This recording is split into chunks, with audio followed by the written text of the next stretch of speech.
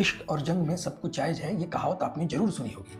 अक्षय कुमार अभिनीत film jolly LLB 2 आने के बाद ये कहावत और भी चर्चा में आ गई। इस मूवी में एक बहुत ही प्रसिद्ध डायलॉग है, आपने किसी न किसी माध्यम से तो जरूर ही सुना होगा। नहीं सुना तो अब सुनिए। इस दुनिया के सबसे बड़े जाहिल ने कहा था कि इश्क और जंग में सब कुछ जायज है, क्योंकि अगर ऐसा है तो फिर बॉर्डर पर सिपाहियों के सर काटने वाले भी जायज है और जवान लड़कियों पर एसिड फेंकने वाले आशिक भी।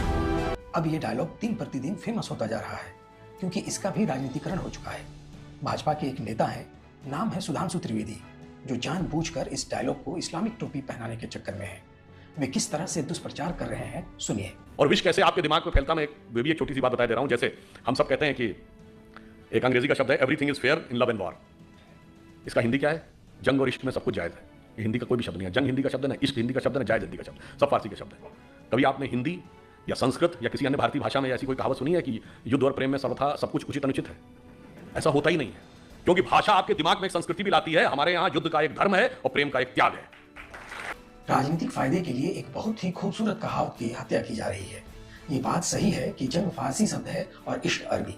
ये बात भी सही है कि ना ही सर काटना जायज है, ना ही तेजाब फेंकना।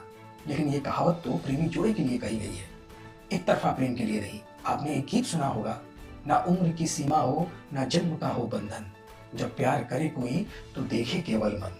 इश्क और जंग में सब जायज है। जिस संदर्भ में कहा गया है उसे उस संदर्भ में ही समझना जरूरी है, जबकि राजनीतिक फायदे के लिए इसका संदर्भ बदला जा रहा है।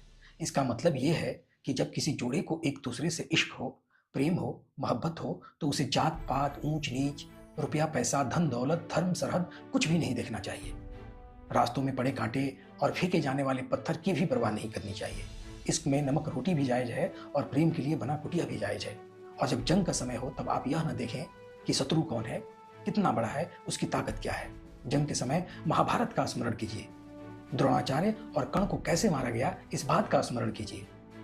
इश्क और जंग में सब जायज है, इसका मर्म समझिए, क्योंकि अगर सब कुछ जायज नहीं होता तो आज राधा कृष्ण की पूजा नहीं होती।